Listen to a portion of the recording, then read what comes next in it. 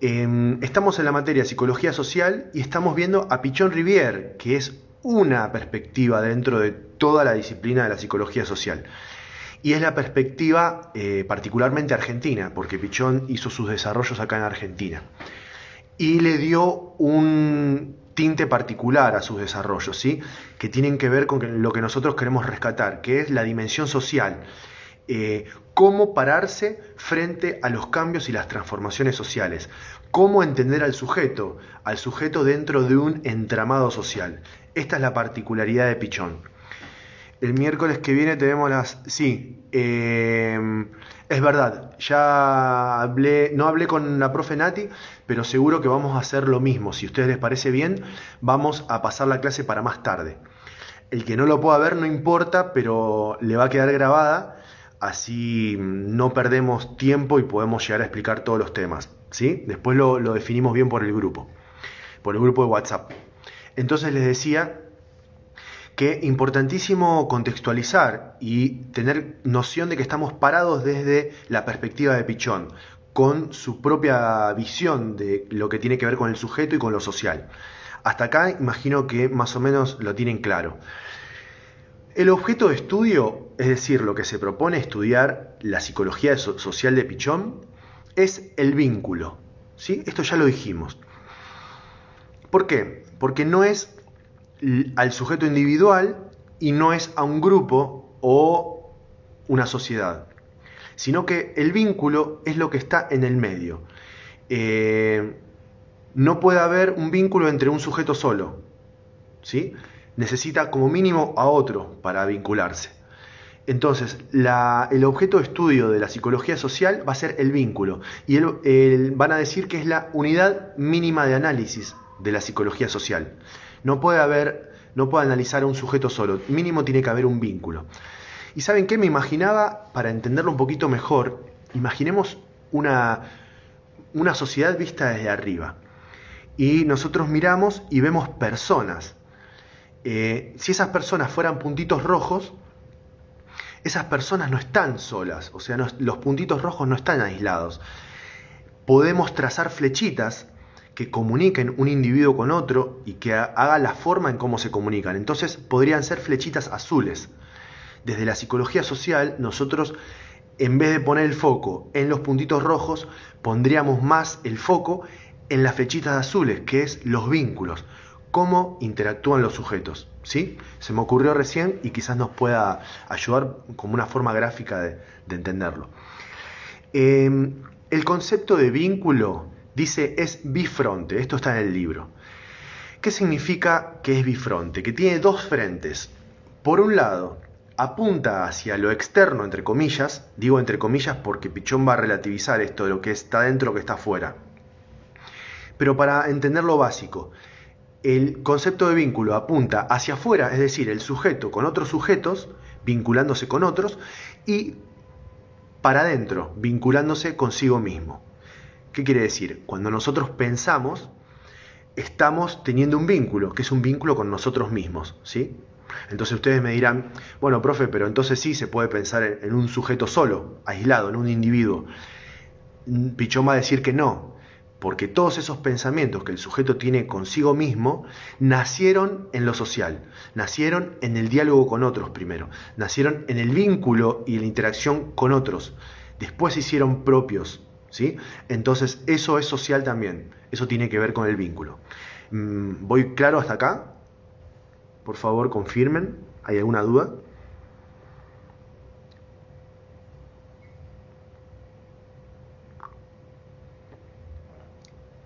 Siempre hay un poco de delay. Cuando pregunto, es como que llega tarde. Hasta que les llegue a ustedes. Bárbaro. Buenísimo. Genial. Muy bien. Gracias por sus respuestas. Otra cosa importantísima. Nosotros, acuérdense que no perdamos de vista que Pichon empieza a hablar del ECRO. El ECRO son las siglas de esquema conceptual, referencial y operativo. No sé si recuerdan lo que era esto. Es un modelo, un esquema que nosotros podríamos imaginar que tenemos en nuestro cerebro, Pichon nos decía, dentro de nuestro cerebro para hacerlo más entendible, desde donde miramos y entendemos la realidad. Y a partir de ahí se forman modos de pensar, de sentir y de actuar. Esto va a ser como el eje desde donde nosotros nos plantamos para interactuar con el mundo y desde donde podemos pensar y entender las cosas. Desde donde vivimos, desde donde estemos parados va a depender de cómo vayamos a vivir una situación, de cómo la interpretemos, de cómo la entendamos, de cómo nos comuniquemos con los demás. Esto es el ECRO, esquema conceptual, esquema porque es un modelo. Conceptual porque principalmente se refiere a conceptos que nosotros construimos. Referencial porque marca una referencia. Siempre, les decía la vez pasada, siempre nosotros nos paramos desde un lugar para entender el mundo. Vamos a poner distintos ejemplos, ¿no? Nosotros que estamos estudiando trabajo social, vamos a entender la realidad desde el paradigma del trabajo social, que implica ponerse en el lugar de los demás, ayudar a las minorías, a los desfavorecidos, entender al sujeto de cierta manera. Por ejemplo, si nosotros tuviéramos una empresa multinacional, nuestra perspectiva sería distinta, porque nuestros intereses generalmente serían ganar más dinero y tener más poder. Entonces vamos a estar parados en lugares distintos, ¿sí? Por eso es referencial. Nosotros construimos un marco de referencia desde donde estamos parados. Y es operativo, les dije, le insistí mucho las veces pasadas, porque tiene que ver con la intervención en la sociedad. Es operativo porque tiene que ver con la posibilidad de transformar la sociedad. No es solamente algo que queda acá, sino algo que nos sirve para interactuar con el mundo y transformarlo. Transformarlo y nosotros transformarnos en esa interacción. Esto es algo importantísimo que vamos a retomar más adelante, que tiene que ver con la dialéctica. La dialéctica es este espiral continuo, que lo podemos pensar como nosotros transformando el mundo y al mismo tiempo siendo transformados por el mundo, ¿sí? Espero que vaya claro hasta acá. Esta estructura subjetiva nuestra que va conformando nuestro ECRO, Pichon la denomina grupo interno. Esto puede ser, si no tenemos claras nociones de psicoanálisis, puede ser un poco confuso. Pero grupo interno va a estar el grupo externo y el grupo interno. Grupo externo son las personas con las que interactuamos. Por ejemplo, vamos a hacer de cuenta que estamos todos nosotros en el aula charlando, conversando. Vamos a hacer un grupo en ese momento, ¿sí? Pero el grupo interno es algo que se reactualiza dentro de cada persona, ¿sí? Es como una dinámica grupal, pero ya no es externa, sino que es interna. Y cada interacción con grupos a nosotros nos va a despertar cosas de nuestro grupo interno. Nuestro grupo interno se fue armando, se fue construyendo con todas las situaciones vinculares a lo largo de nuestra vida. Primero el vínculo con nuestros papás, con las personas que nos hayan criado o quienes sean nuestros hermanos, vecinos, personas cercanas, familiares. Empezamos la escuela, nuestros compañeritos. Así que con todas esas personas nosotros vamos teniendo interacciones, construyendo vínculos y armando nuestro propio ECRO, que es nuestro marco de referencia, y desde ahí construyendo nuestro grupo interno. Cada vez que participamos de un nuevo grupo, en este caso grupo externo, como es el curso de nosotros, se reactualiza ese grupo interno que tenemos y tendemos a cumplir ciertos roles, ¿sí? Y quizás ciertas personas tienden a cumplir ciertos roles y no ciertos otros, por toda su historia y la construcción que ya hicieron.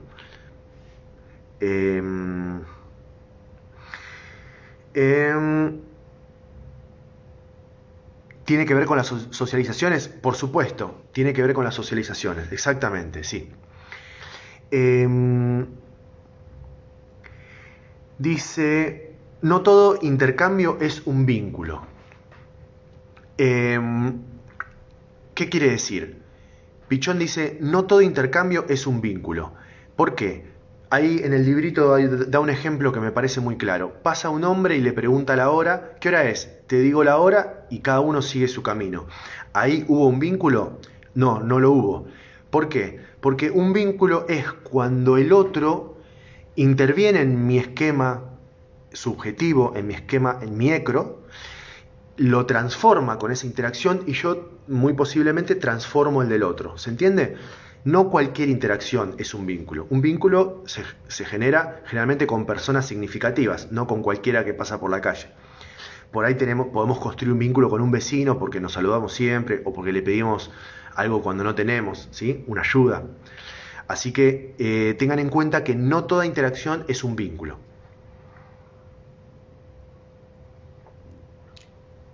No todo intercambio es un vínculo, dice.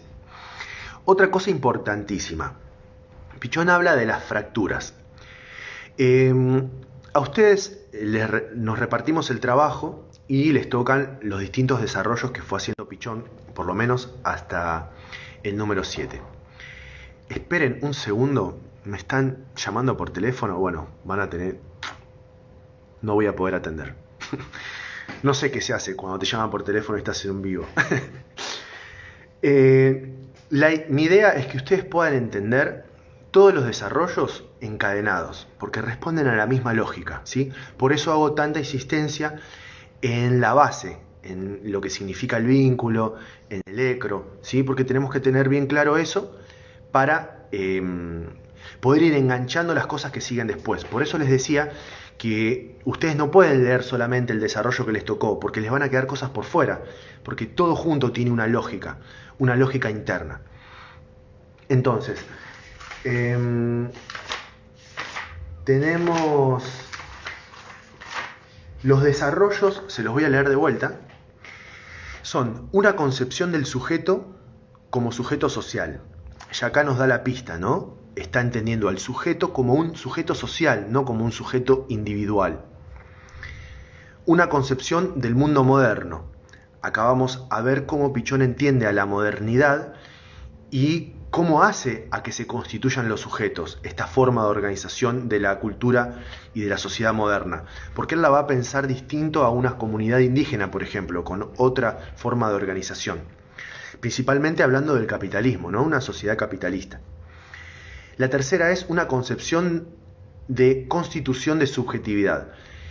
Esto es bastante complejo, ¿no? Es entender cómo Pichón entiende, cómo la psicología social entiende, que se va constituyendo nuestra subjetividad. ¿Cómo se construye un sujeto? Es la gran pregunta de la mayoría de las corrientes de la psicología también. ¿Cómo se construye, cómo se constituye un sujeto? Y Pichón da su perspectiva particular, que tiene que ver con esto del vínculo y el entramado social. El entramado vincular. Como si fuera una red de vínculos que nos sostienen y nos dan un lugar. Una concepción de salud y una concepción de enfermedad.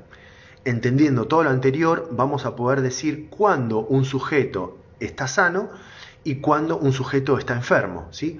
O cuándo podríamos sospechar que se puede llegar a enfermar. ¿Sí? Esto es importantísimo para nosotros porque nos va a servir, a ustedes les va a servir el día de mañana cuando trabajen como trabajadores y trabajadoras sociales, poder diagnosticar entre comillas, cuándo un sujeto está sano y cuándo puede llegar a enfermarse, ¿no? Y qué podemos llegar a hacer nosotros para compensar eso, para transformar un estado de enfermedad en un estado de salud, ¿sí? Y generar prevención, cuando hay salud, de poder sostenerla. Una ética, acá es importante que diferenciemos la palabra moral de la palabra ética. No sé si ya la tienen clara, pero por ejemplo, moral sería guiarnos por un listado de normas o de reglas, ¿sí? La Iglesia es muy clara en las normas y reglas que baja, como que bajaran del cielo, y esas es la moral, ¿no? La moral cristiana dice que cierta cosa está bien, cierta cosa está mal. Entonces es como una escala de valores y una tabla donde uno buscaría, estoy haciendo esto, a ver, ¿está bien o está mal? Busco, la Iglesia dice que está mal, entonces no lo tengo que hacer porque está mal.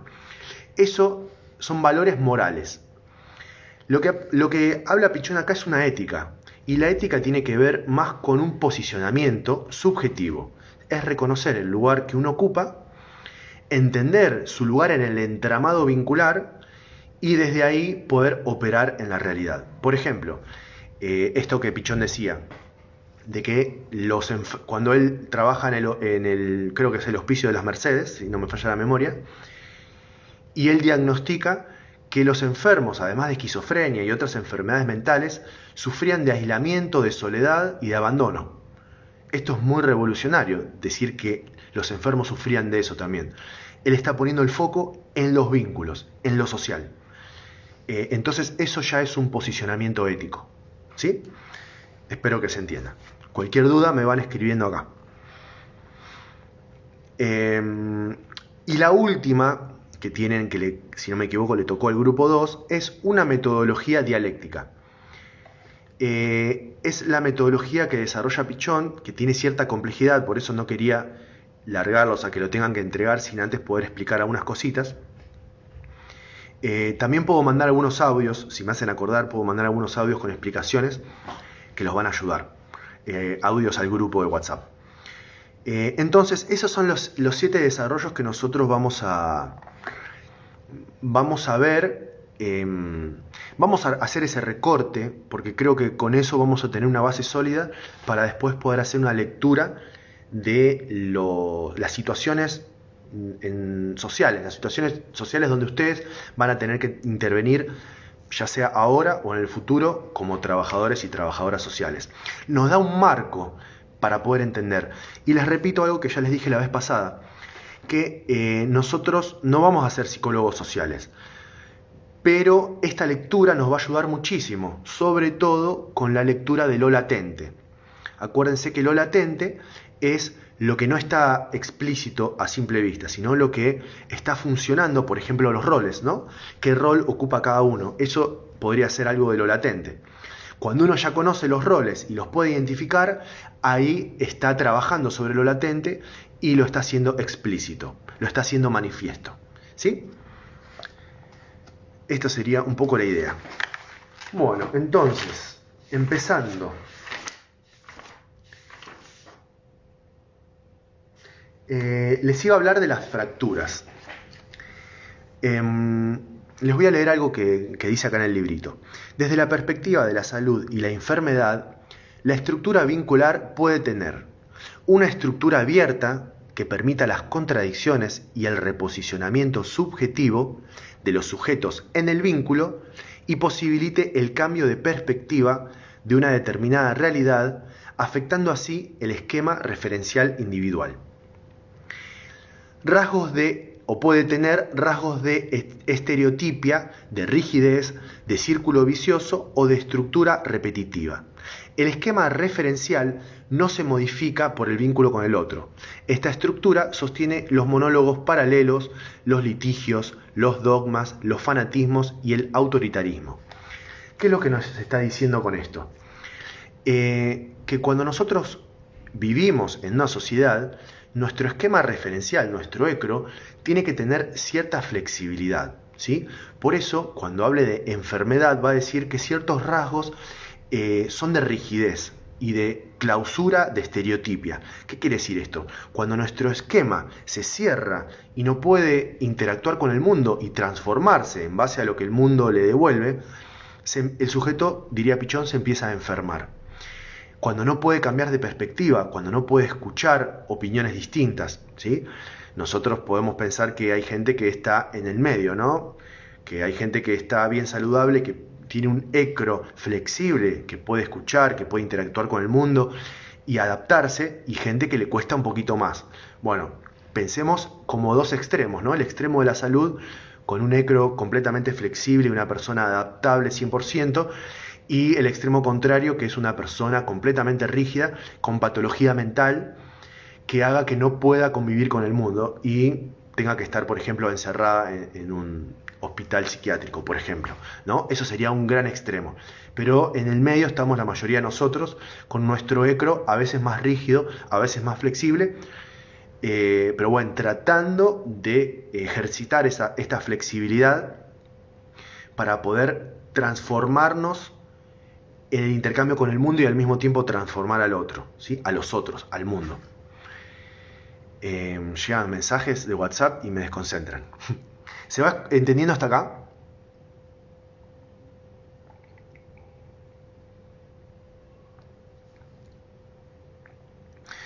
Respecto a la enfermedad dice que cuando está en crisis el sujeto atraviesa disociaciones polares y contradicciones dilemáticas. Ah, bien, buena pregunta. Cuando uno se rigidiza, cuando nuestro ecro se pone más rígido que flexible, empezamos a ver polaridades. Por ejemplo, está bien. Vamos a pensarlo como la situación presente, ¿no? Podemos pensar kirchneristas, anti-kirchneristas, gente de izquierda, gente de derecha. Cuando uno polariza, se rigidiza, no es que uno no pueda tener un posicionamiento político, ideológico, por supuesto que sí, pero cuando uno se rigidiza no puede dialogar con el otro, no puede entender que el otro tenga una historia, que le hayan pasado ciertas cosas y por eso piensa lo que piensa, hace lo que hace. Cuando nos cerramos es cuando empieza a haber estas disociaciones polares y contradicciones dilemáticas, como que todo nos genera mucha contradicción. Vieron lo que pasó en Brasil con Bolsonaro. Se generó mucho odio a lo diferente. Bueno, acá también, ¿no? Entonces, aprovecharon a las personas con un ecro más rígido que flexible para generar el odio afuera y de esa manera ganar las elecciones. Entonces, a esto se refiere, ¿no? Cuando uno se rigidiza, no puede flexibilizar y tener una mirada, no quiero decir flexible de vuelta, pero adaptable al mundo, en la que uno se pueda adaptar y empieza a ver todo en términos de blanco o negro. Eso más o menos sería. No sé si fui claro.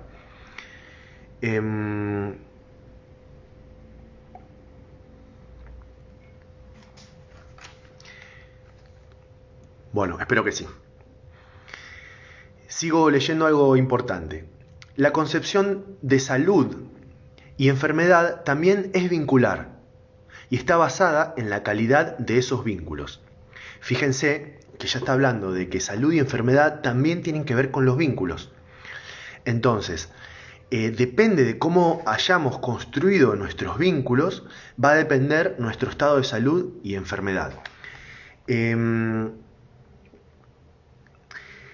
Esto es importante entenderlo porque a veces nuestra crianza ayuda a que tengamos un ecro flexible, ¿sí?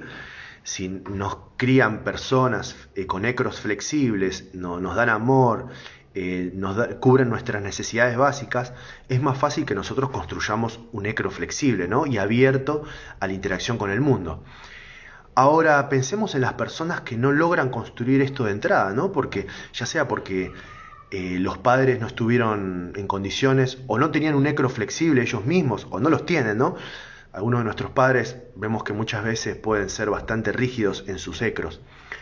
Pero imaginemos a alguien con unas condiciones súper adversas. Entonces va a ser bastante más difícil de construir un ecro flexible. Lo que dice Pichón es que siempre está la oportunidad de construirlo. No es que si no se construyó no se puede. Siempre va a estar la oportunidad de hacerlo. Y la clave es construir redes, construir comunidad, construir grupo, construir lazos, construir vínculos. Desde el vínculo es de donde podemos sanar a los que no supieron construirlo, a los que no pudieron construirlo. Esto es importantísimo.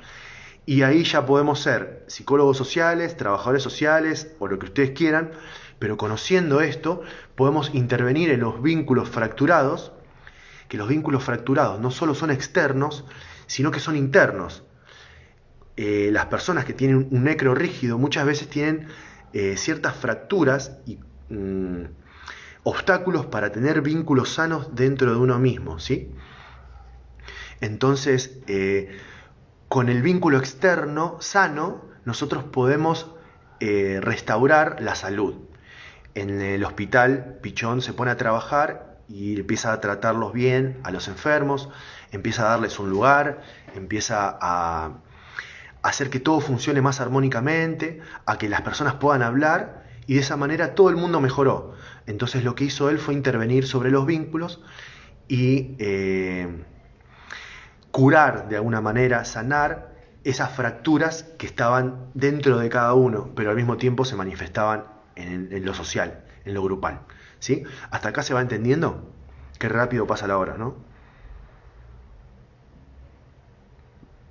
Dígame sí, no, deditos, deditos.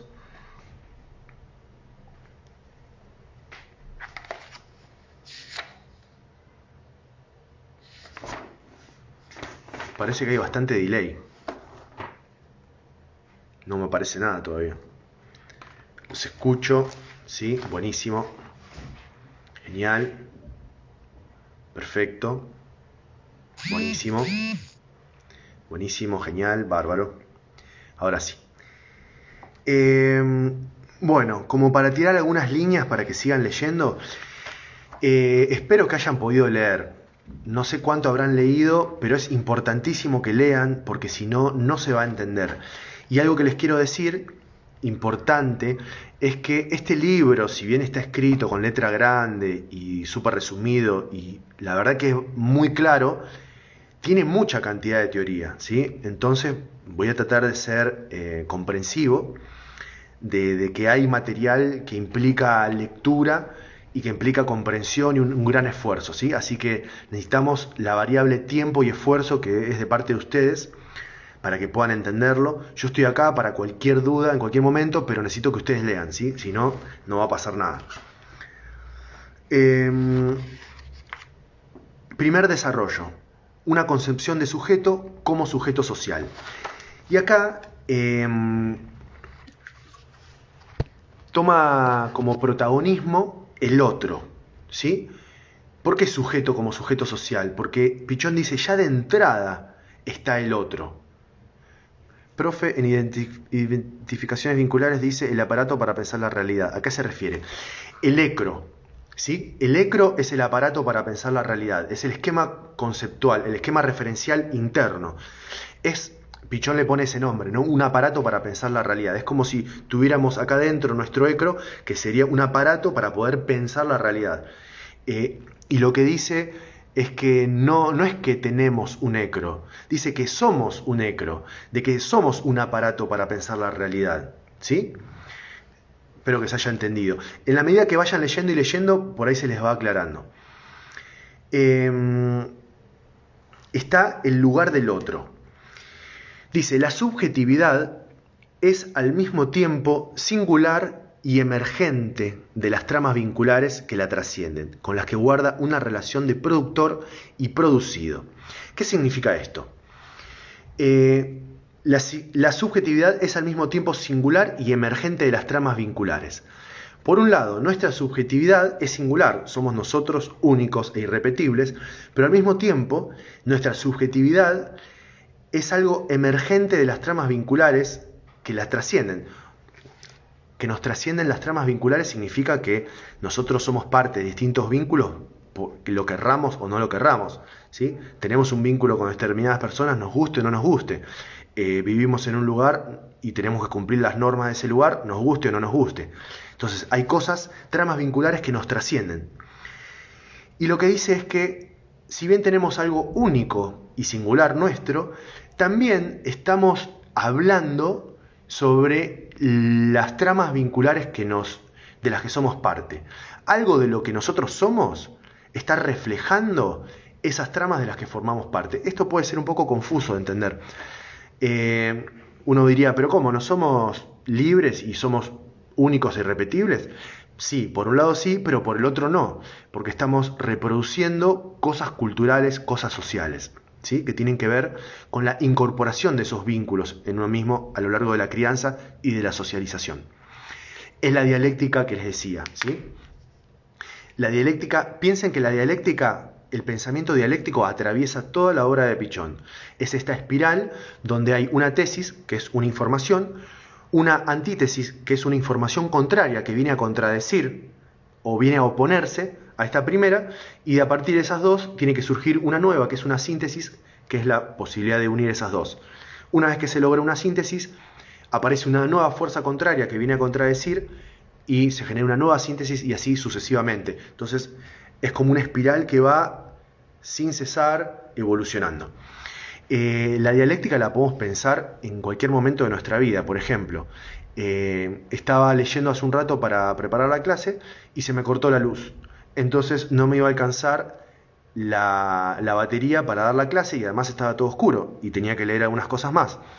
Podríamos decir que estaba leyendo, preparando la clase, que es una situación de tesis, o podemos plantearlo como una tesis, y se corta la luz, me genera un obstáculo, un conflicto, una fuerza contraria, eso es una antítesis.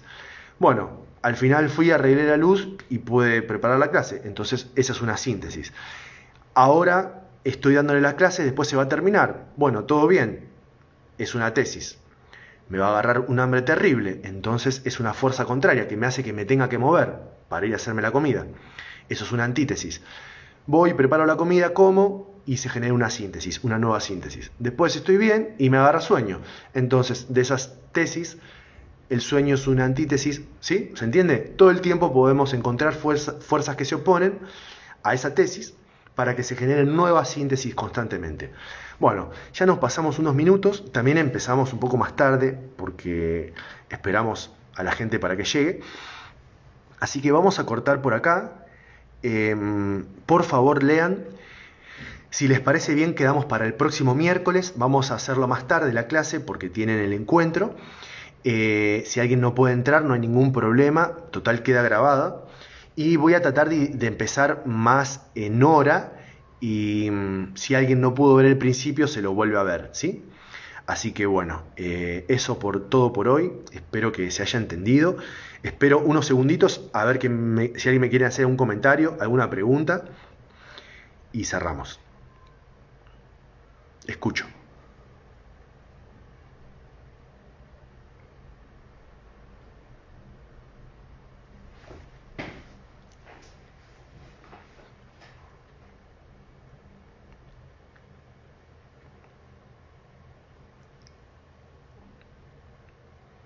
Delay.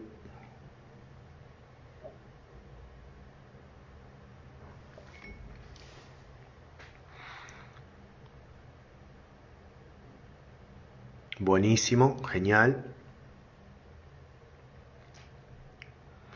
Espero que les dé la base para que ustedes lean y puedan entender mejor, ¿sí? Buenísimo, gracias, un placer. Vicisitudes subjetivas en la enfermedad. No sé exactamente dónde lo dice, pero vicisitudes subjetivas en la enfermedad. Cuando hay, con que usted tenga alguna alcanza por mencionar que está enfermo, en realidad es relativo. Es muy difícil decir cuándo el sujeto está sano, cuándo está enfermo, ¿sí? Es como que sano está cuando su ecro es flexible y enfermo está cuando su ecro se rigidiza mucho, que no le permite interactuar con el mundo de una forma sana, ¿sí? ¿En qué punto es eso? Y la verdad que no hay una vara para medirlo cuando está enfermo, ¿sí? Pero bueno, más o menos Pichón lo plantea de esta manera. Por ejemplo, mismo nosotros podemos tener una situación de crisis donde se nos vuelan los patos y de repente no podemos sostener nuestras actividades cotidianas y no podemos controlar y convivir con nuestras emociones. Entonces podríamos pensar, ¿estamos enfermos ahí? Y quizás si nuestro ecro está sufriendo transformaciones, puede haber un momento donde uno se puede imaginar como más cerca de la enfermedad que de la salud. Pero eso no significa que ese ecro se vaya a restablecer y se vaya a volver a adaptar a la realidad y vuelva a encontrar ese estado de salud, ¿sí? Hay personas que tienen una marcada tendencia a la enfermedad, a ecros mucho más rígidos, ¿sí? Nosotros sabiendo esto tenemos que revisar nuestro ecro. Nuestro ecro se está revisando todo el tiempo, por las cosas que aprendemos, las cosas con las que interactuamos, nos vamos transformando y nosotros transformamos el mundo todo el tiempo, de una forma dialéctica. La enfermedad empieza a ver cuando uno se rigidiza y no puede transformarse y ser transformado. Más o menos esto, ¿sí? Bueno, les mando un abrazo grande, grandísimo, y acá les dejo grabada la clase.